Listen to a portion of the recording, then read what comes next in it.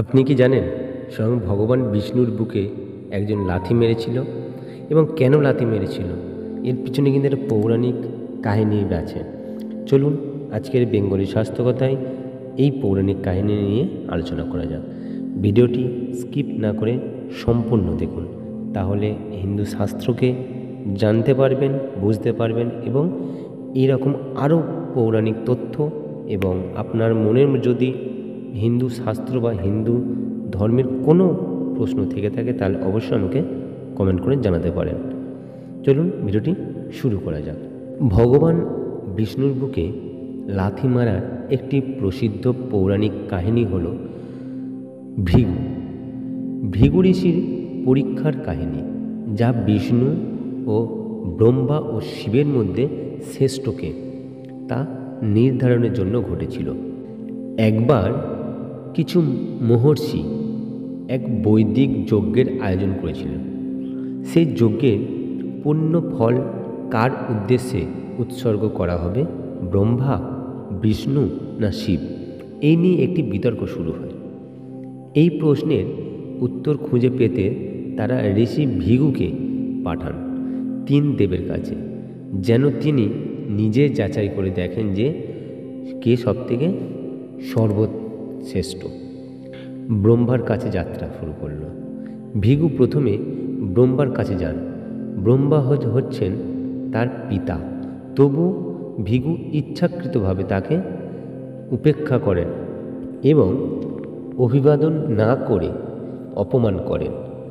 ব্রহ্মা রাগান্বিত হলেও পিতৃত্ববোধে নিজেকে সংবরণ করেন। এরপর ভৃগু শিবের কাছে যান। ভৃগু শিবের কাছে গিয়েও তাকে যথাযোগ্য সম্মান দেন না। শিব তখন রেগে গিয়ে তাকে ধ্বংস করতে উদ্যত হন, কিন্তু পার্বতী মা হস্তক্ষেপ করে শিবকে শান্ত করেন। সবশেষে ভৃগু পৌঁছান ভগবান বিষ্ণুর কাছে, যিনি তখন শয্যাশায়ী অবস্থায় লক্ষ্মী দেবীর সাথে বিশ্রাম নিচ্ছিলেন। বিশ্রাম নেওয়ার সময় ভৃগু প্রবেশ করেন, বিষ্ণুর বুকে লাথি মারেন।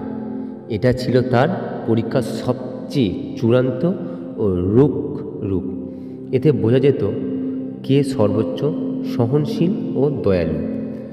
বিষ্ণু কেবল রাগ না করে উল্টে ভৃগুকে পায়ে হাত দিয়ে বলেন, হে ঋষি, আপনি আমার বুকে লাথি মেরে আমার হৃদয়কে ধন্য করেছেন। আপনার পদস্পর্শে আমার বুক পবিত্র হলো। আপনার পা হয়তো ব্যথা পেয়েছে, তার জন্য আমি দুঃখিত।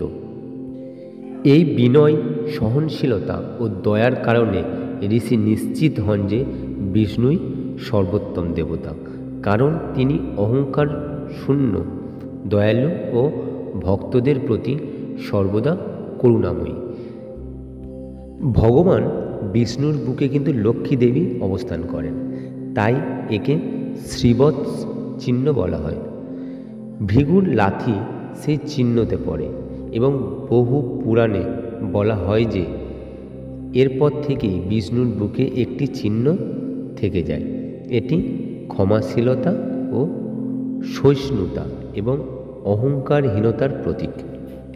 এই কাহিনীটি পাওয়া যায় ভগবত পুরাণ, বিষ্ণু পুরাণ এবং পদ্ম পুরাণে। এই ঘটনাটি পুরোপুরি একটি পৌরাণিক কাহিনী অনুযায়ী আমি আপনাদের সামনে তুলে ধরলাম।